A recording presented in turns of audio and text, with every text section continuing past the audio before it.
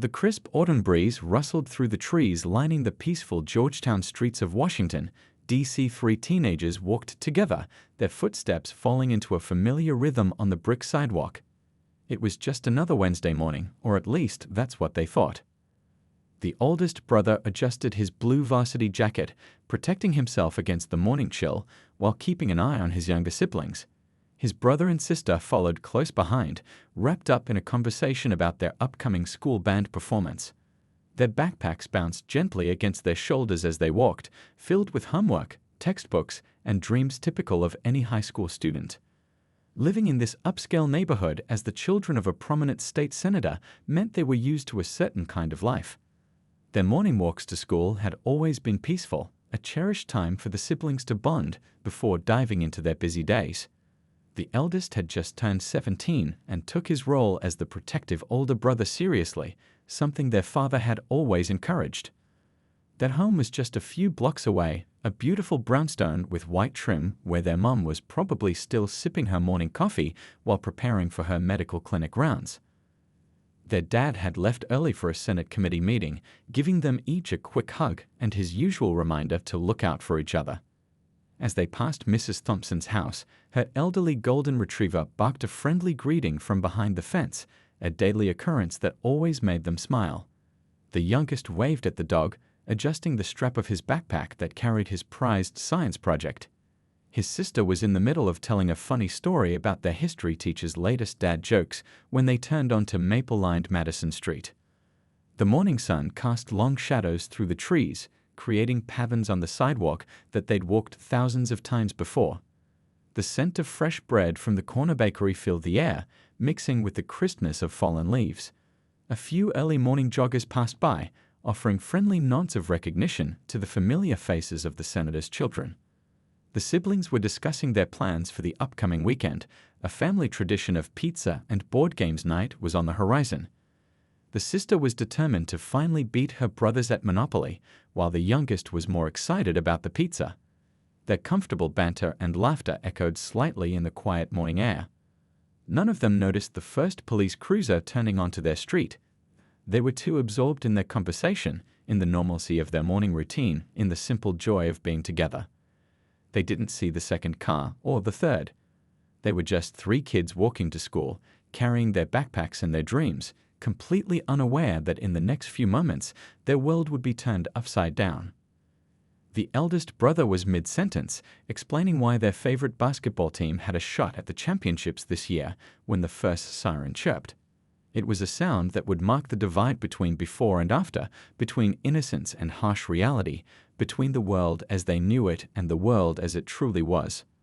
In those last precious moments of normalcy, they were just children, bright, hopeful, and secure in their place in the world. They were students heading to class, siblings sharing jokes, young people with their whole lives ahead of them. But sometimes life can change in an instant, and this crisp autumn morning was about to become much more than just another day on their walk to school. The chirp of the police siren shattered the peaceful morning air like glass breaking. Before the three siblings could fully process what was happening, police cruisers had blocked both ends of the street. Their hearts jumped into their throats as red and blue lights painted the autumn trees in alternating colors. "Stop right there. Hands where we can see them." The command boomed through the morning quiet, echoing off the brick buildings. The oldest brother's protective instincts kicked in immediately. With careful, deliberate movements, he raised his hands, glancing quickly at his siblings to make sure they were doing the same. Time seemed to slow down. The youngest brother's science project slipped from his shoulder, landing with a soft thud on the sidewalk. His sister's phone clattered to the ground, the screen cracking against the brick. The morning joggers stopped in their tracks, some pulling out their phones, others frozen in disbelief. Officers emerged from their vehicles, hands hovering near their weapons. The children could feel their hearts pounding against their ribs, their breath visible in the cool morning air. The oldest brother's mind raced to everything their parents had taught them about staying calm in situations like this, though they'd never imagined it would actually happen to them. "We're students," the oldest brother called out, his voice steady despite his racing heart. "We're just walking to school." The words felt surreal leaving his mouth, explaining something so ordinary in such an extraordinary situation. The corner bakery's owner stepped outside, still wearing his flour-dusted apron, watching the scene unfold with growing concern. "Backpacks down, slowly," another officer commanded. They complied, carefully lowering their bags to the ground. The sisters' band music spilled out, sheet music dancing across the sidewalk in the morning breeze. Nobody dared to reach for it. Mrs. Thompson's golden retriever started barking frantically from behind her fence, sensing the tension in the air. The sound mixed with the idle of police engines and the whispers of gathering onlookers. The youngest brother's hands trembled slightly, but he kept them raised, just like they'd been taught. "There's been a report of suspicious activity in the area," one officer explained, approaching with calculated steps. "Subjects matching your description." The words hung in the air, heavy with unspoken implications. The oldest brother wanted to laugh at the absurdity. They walked this route every single day, were known by every neighbor, every shopkeeper. The morning sun continued to rise, casting long shadows across the scene. The sisters' student council pin gleamed on her jacket, catching the light. Their father's Senate pin, which he'd proudly given each of them, felt especially heavy on their collars now. The youngest brother's science project lay forgotten on the ground, the project he'd spent weeks perfecting. A small crowd had gathered now, neighbors they'd known their entire lives watching in stunned silence. Some had their phones out, recording. Others were already making calls, their urgent whispers carrying on the morning air. Time stretched like taffy as the officers approached. The siblings stood perfectly still, their minds racing but bodies frozen. The oldest brother thought about their father in his Senate committee meeting, their mother at her clinic. How quickly an ordinary morning could become anything but ordinary. The street that had felt so familiar just moments ago now felt alien and hostile. The same trees that had provided shade for their walks now cast threatening shadows. The same neighbors who waved to them every morning now watched helplessly from their porches. In the distance, another siren wailed, growing closer, adding to the surreal nature of the moment. The questioning began with the oldest brother. His voice remained steady, though his heart raced beneath his varsity jacket. "Our father is a state senator," he explained, careful to keep his hands visible. "We walk this route to school every morning." The words felt strange in his mouth, having to explain such an ordinary part of their lives. "Right," one officer responded, skepticism clear in his tone. "And I'm the president." A few other officers chuckled, the sound sharp and uncomfortable in the tense morning air. The sister shifted slightly, her student council badge catching the sunlight. The movement drew immediate attention, and several officers tensed. "Please," the oldest brother continued, "our IDs are in our backpacks. We can show you." He kept his voice level, remembering his father's words about staying calm, about dignity under pressure. The growing crowd of onlookers murmured amongst themselves, many still recording with their phones. The commanding officer nodded to his colleagues to check the backpacks. As they approached, loose papers scattered in the breeze. Algebra homework, English essays, the sisters' sheet music. The youngest brother watched helplessly as his science project teetered on the edge of the sidewalk, the project he'd spent countless hours perfecting. "What's in the science project?" an officer demanded, pointing at the carefully constructed display board. The youngest brother's voice trembled slightly as he explained his research on renewable energy, a topic that had fascinated him since their father's committee meeting on climate change. Mr. Chen from the corner store had come outside now, still holding his morning newspaper. He'd sold them candy and snacks since they were little, watched them grow up on these very streets. His presence added to the growing number of familiar faces watching this unfamiliar scene unfold. "Look," the sister spoke up, her voice clear despite her fear. "Our father spoke at the police community meeting last month. Some of you were there." She remembered seeing officers in the audience as their father discussed community relations and reform. The irony of the current situation wasn't lost on any of them. The youngest brother's science project finally toppled over, the careful graphs and charts spilling across the sidewalk. He flinched but remained still, hands raised, just as they'd been taught. The sound of more approaching sirens filled the air, backup arriving for a situation that shouldn't have existed in the first place. Their school bags lay open on the ground now, contents exposed. Textbooks, notebooks, gym clothes, their packed lunches. Ordinary items that suddenly seemed like evidence in a crime that hadn't occurred. The sisters' cracked phone continued to buzz with incoming messages, probably their friends wondering why they weren't at their usual meeting spot. A small group of their classmates had gathered at the far end of the street, held back by an officer. Their faces showed confusion and concern, phones raised to record what was happening to their friends, their classmates, their fellow students. The questioning continued, each answer met with skepticism despite the growing evidence of their routine morning walk to school. The officers' radios crackled with static and coded messages, adding to the surreal atmosphere of this once familiar street. Through it all, the siblings stood together, their shared glances conveying strength and support in a way words couldn't. The moment of recognition came like a bolt of lightning. The sister, still keeping her hands visible, spoke softly but clearly. "Officer, my student ID is in my jacket pocket. May I show you?" The commanding officer nodded, his hand still resting near his weapon. With slow, deliberate movements, she reached for her school ID. The morning sun caught the laminated card as she carefully extracted it, the school's official seal gleaming. As she held it out, one of the younger officers stepped forward to take it. His eyes scanned the information, then suddenly widened. The color drained from his face as recognition hit him like a physical force. "Wait," he said, his voice cracking slightly. "I know who these kids are." The officer had been at the community meeting just weeks ago, seated in the third row, watching their father speak passionately about building bridges between law enforcement and the community. The irony of the situation crashed over him like a wave. The atmosphere shifted instantly. The tension in the air changed from suspicion to dawning horror. The commanding officer quickly stepped forward, taking the ID himself. His face went through a range of emotions: disbelief, recognition, and finally, something that looked like fear. Around them, the crowd had grown larger. Phones recorded everything, capturing the exact moment when realization spread through the group of officers like a ripple in a pond.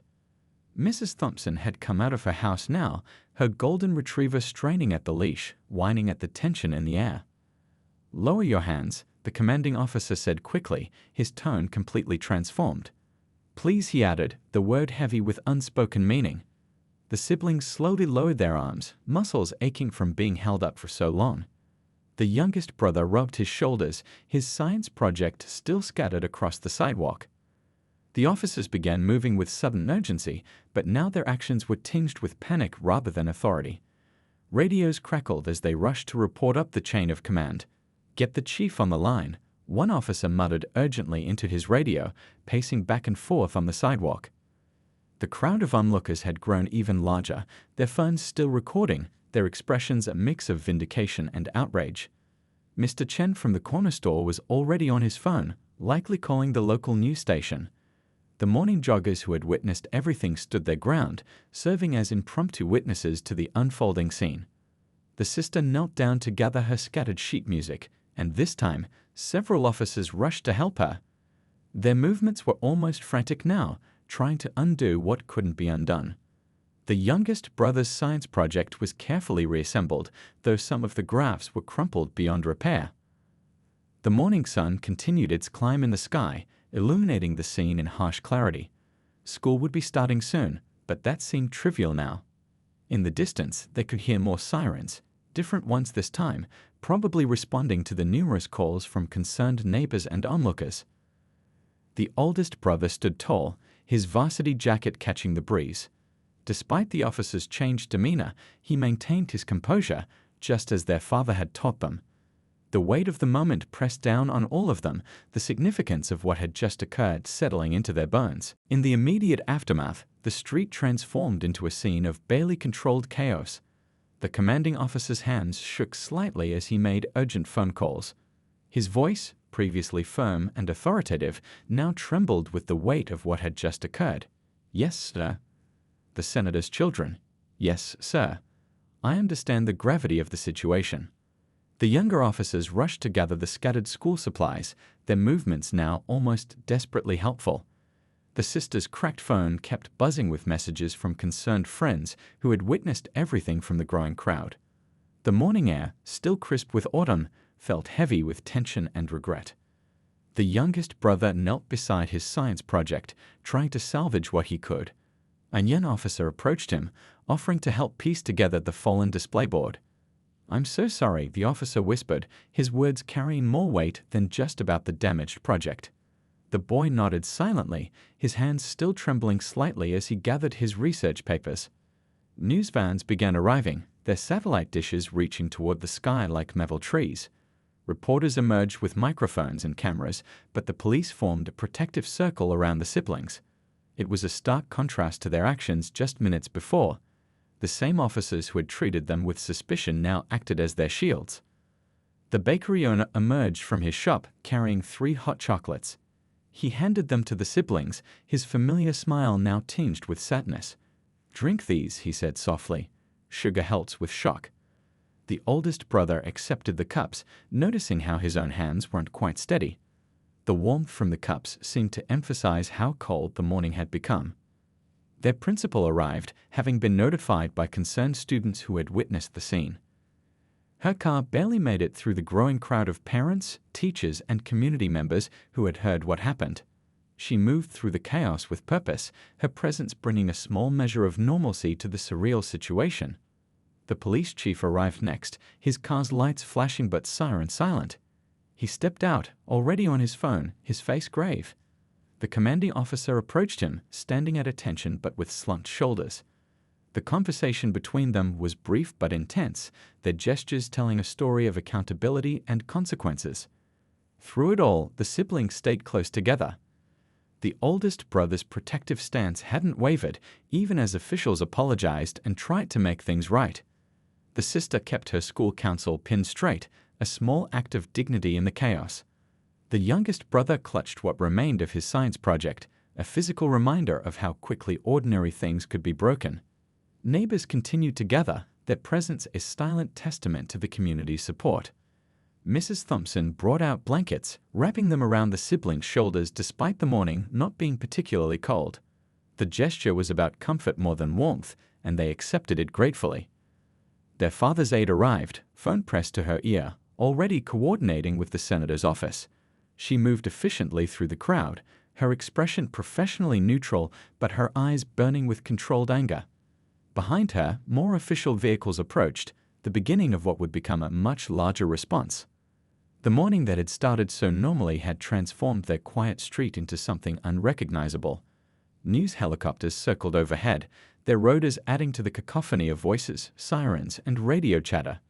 Yet in the middle of it all, 3 siblings stood together, their ordinary morning walk to school now a moment that would spark conversations across the nation. The cell phone videos spread across social media like wildfire.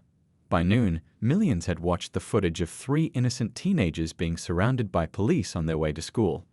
Security cameras from nearby businesses had captured every angle, leaving no room for doubt or misinterpretation about what had occurred that morning.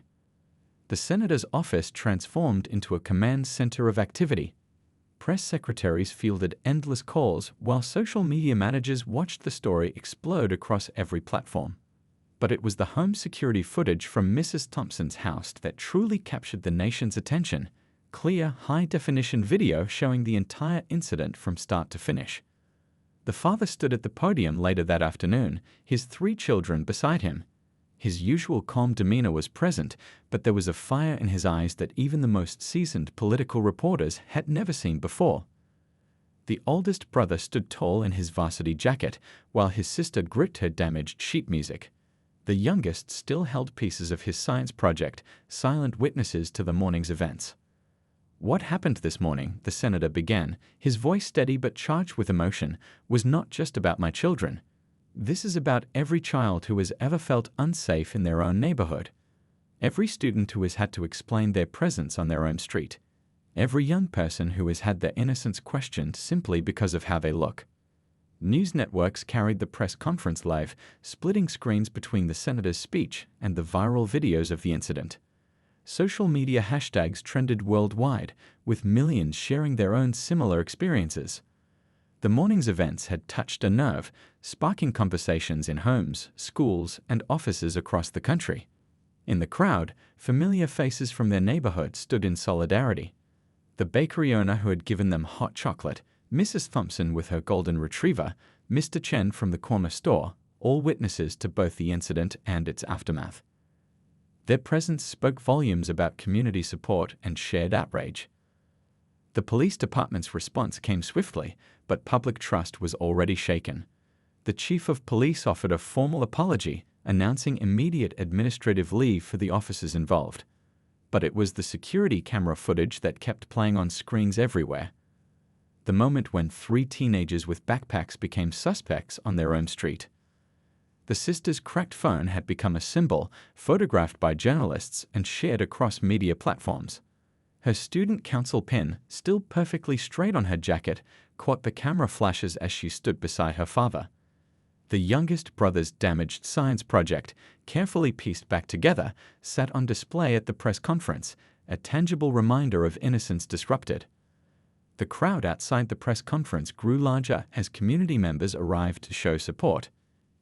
Teachers from their school stood together, some holding signs calling for change. The principal, who had rushed to the scene that morning, spoke to reporters about the exemplary character of the 3 siblings. As evening approached, news helicopters still circled the city, capturing aerial shots of spontaneous gatherings and peaceful demonstrations. The senator's words echoed across broadcasts. Today, we witnessed what happens when prejudice overcomes reason. Tomorrow, we begin the work of ensuring it never happens again. His children stood beside him, their morning walk to school now a catalyst for national conversation about change. 1 year later, the quiet Georgetown street had changed, yet remained the same.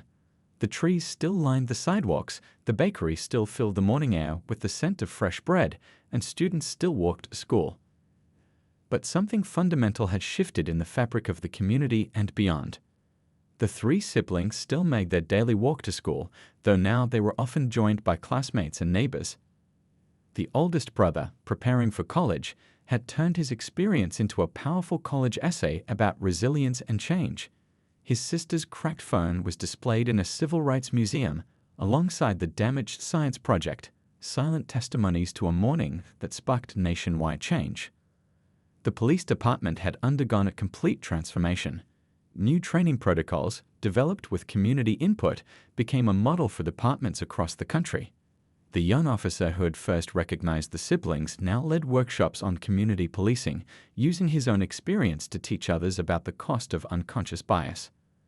Their father's legislation, born from that autumn morning, had passed with bipartisan support.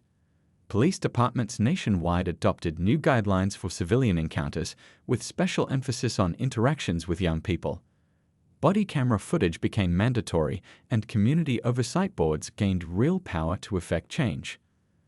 The corner store, the bakery, and other local businesses now displayed small blue stickers in their windows, part of a safe space program where young people could seek help if they felt threatened. Mrs. Thompson's security camera footage had been used in police training programs nationwide, teaching officers what not to do and, more importantly, how to do better.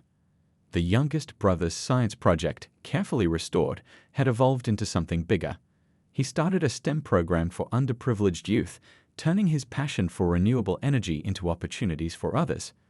The sisters' student council initiated a Know Your Rights program at their school, which spread to other schools across the district. Local news crews returned to the street on the 1-year anniversary. They found a transformed community, not one that had forgotten, but one that had grown stronger. The bakery owner, still offering hot chocolate to students on cold mornings, spoke about how his shop had become a meeting place for community dialogues about reform and understanding. The officers involved that morning had gone through extensive retraining. Some left the force, unable to reconcile with their actions. Others, like the young officer who'd recognized the siblings, dedicated themselves to becoming part of the solution. He often spoke at community meetings, his voice carrying the weight of hard-learned lessons. The security cameras still watched over the street, but now they represented protection rather than surveillance. Community members had formed a neighborhood watch program, not to police but to support, ensuring every child felt safe walking to school, playing in parks, or simply existing in their own neighborhood. That autumn morning had become more than just an incident, it had become a catalyst for genuine change. The 3 siblings still carried the memory of that day, but they also carried the pride of knowing their experience had helped create a better future for others.